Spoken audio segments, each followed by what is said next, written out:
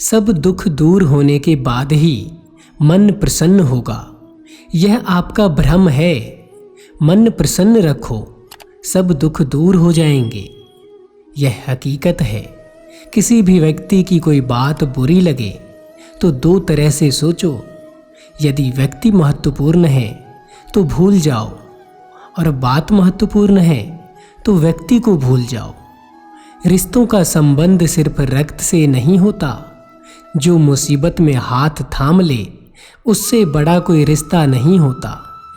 भगवान कहते हैं, तुम सब कुछ मुझे सौंप दो, सारा दर्द, परेशानी, और बिल्कुल हल्के होकर मुझे याद करो। धीरे धीरे तुम्हारा जीवन बदल जाएगा। हर रोज़ रात को सोने से पहले भगवान को अपनी पूरी दिनचर्या बताकर सोएं। अगर आपके द्वारा किसी का दिल दुखा है तो मन ही मन उससे माफ़ी मांगे। अगर आपका किसी ने दिल दुखाया है तो उसे माफ़ करके सारी चिंताएं भगवान को सौंपकर सो जाएं। यकीन मानिए, इससे आपकी ज़िंदगी खुशनुमा बन जाएगी। क्रोध में बोला हुआ एक शब्द इतना जहरीला हो सकता है कि आपकी 1000 प्यारी बातों को 1 मिनट में नष्ट कर सकता है। सबको हंसाना लेकिन किसी पर हंसना मत। सबके दुख बांटना लेकिन किसी को दुखी मत करना। सबकी राह में दीप जलाना लेकिन किसी का दिल जलाना मत। यह जीवन की रीत है। जैसा दोगे वैसा ही पाओगे। दुआएं और प्रार्थनाएं असंभव को भी संभव बना देती है। ईश्वर को ना तो हमारे तन की ज़रूरत है ना हमारे धन की। उसको तो बस पवित्र मन की ज़रूरत है। इसलिए वह हमें कुछ भी छोड़ने के लिए नहीं कहता, बस कहता है, बच्चे मन के विकार छोड़ो, गंदे विचार छोड़ो। जो आने वाला है वह हमेशा गुजरे हुए कल से बेहतर होगा। यह एक सोच आपके जीवन में कभी निराशा नहीं होने देगी। झूठ कितना अजीब है। खुद बोलो तो अच्छा लगता है, दूसरे बोलें तो गुस्सा आ जाता है। खुशियाँ चाहे किसी के साथ भी बांट लो, पर गम हमेशा भरोसेमंद इंसान के साथ ही बांटना चाहिए। अगर कोई आपको नीचा दिखाना चाहता है तो इसका मतलब है कि आप उससे पहले से ही ऊपर हो। जिंदगी जीने के लिए मिली है, इसे लोग क्या सोचेंगे यह सोचने में बर्बाद मत करो। किसी के बुरे वक्त में उसका हाथ पकड़ो, सहारा दो, उसे हिम्मत दो, क्योंकि बुरा वक्त थोड़े समय में चला जाएगा, लेकिन वह आपको दुआ जिंदगी भर देता रहेगा। मनुष्य सुबह से शाम तक काम करके उतना नहीं थकता जितना चिंता और क्रोध के एक क्षण में थक जाता है। संबंध परमात्मा से अच्छे बना लो तो तुम्हें किसी की ज़रूरत नहीं पड़ेगी। तुम खुद सबकी ज़रूरत बन जाओगे। सलाह देने तो 1000 आते हैं, लेकिन जब साथ देने की बारी आती है तो केवल भगवान आते हैं। जीतने के बाद तो सारी दुनिया गले लगाती है, क्योंकि जो आज आपके साथ है कल वही आपके खिलाफ हो सकता है।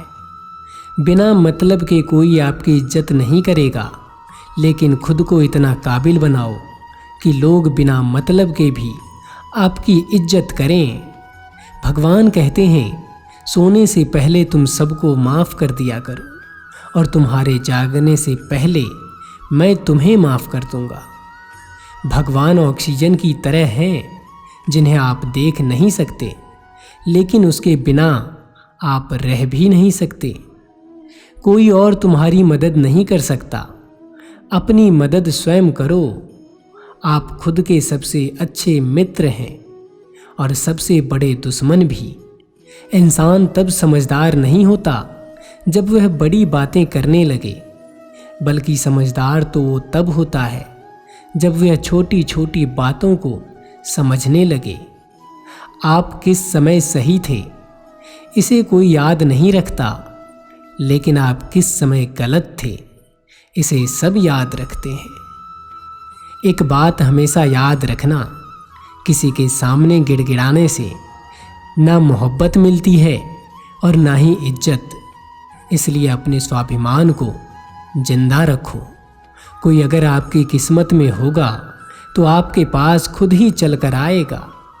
दूसरों को हराने का मौका मत दो, बस खुद को आगे ले जाने की जिद पालो। कभी हार ना मानने की आदत ही एक दिन जीतने की आदत बन जाती है। सिर्फ 2 चीजें मनुष्य के भाग्य का निर्माण करती है। पहला, स्वभाव। अगर आपके स्वभाव में अच्छाई, विनम्रता और गुण है तो आपका भाग्य चमकेगा। अगर आपका स्वभाव क्रोधी है, आलसी है, तो आपका भाग्य बिगड़ना अनिवार्य है। इसलिए अपने स्वभाव को मधुर और आकर्षित बनाइए। दूसरा, वाणी बोलना तो आदमी 2.5 साल की उम्र में ही सीख जाता है, परंतु कब, कहाँ और कैसे बोलना है उसे यह जिंदगी भर नहीं समझ पाता। जिसे यह बोलना आ गया कि कब, कहाँ और कितना बोलना चाहिए, समझ लो उसे सफल होने से कोई नहीं रोक सकता। पिता से बड़ा कोई सलाहकार नहीं, माँ की छाँव से बड़ी कोई दुनिया नहीं, भाई से अच्छा कोई भागीदार नहीं और बहन से बड़ा कोई शुभचिंतक नहीं। इस मतलबी दुनिया से कोई मतलब ना रखो, और मतलब रखना है तो अपने मतलब से मतलब रखो। दुआएं मांगने से किसका भला होता है?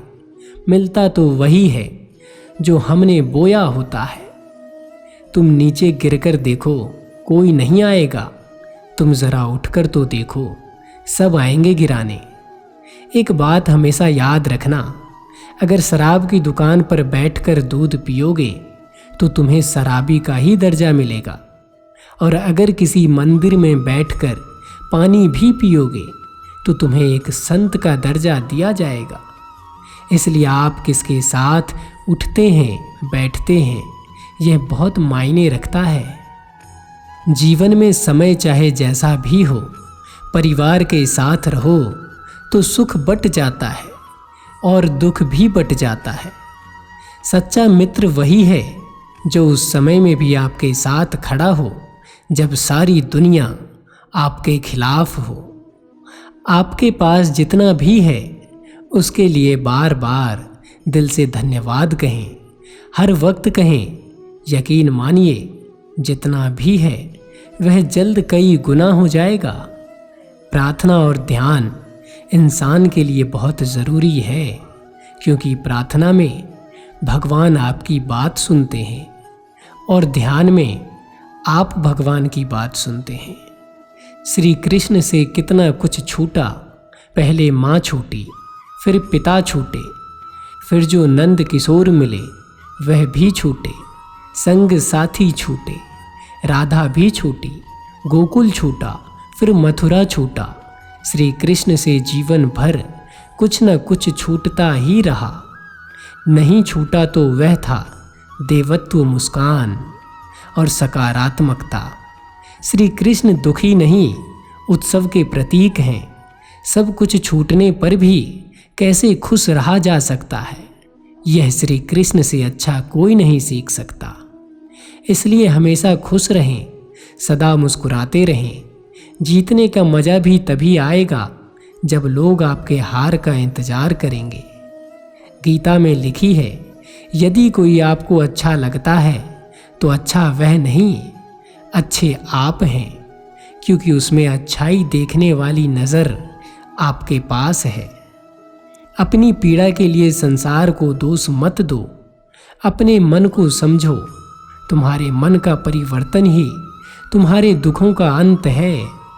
सोच और नीयत अच्छी रखिए, फिर आपके कष्ट प्रभु स्वयं दूर कर देंगे। याद रखना, भगवान से कभी उम्मीद छोड़ना नहीं और दुनिया वालों से कभी उम्मीद रखना नहीं। सुख और दुख एक सिक्के के 2 पहलू हैं। जहाँ सुख होगा वहीं पर दुख भी होगा, जहाँ दुख होगा वहीं पर सुख भी होगा। इसलिए सुख दुख के बारे में बिना सोचे निरंतर अपने लक्ष्य को प्राप्त करने के लिए प्रयास करते रहना चाहिए। तो बस दोस्तों, आज का यह वीडियो बस यहीं तक था। उम्मीद करता हूँ कि आपको यह वीडियो पसंद आया होगा।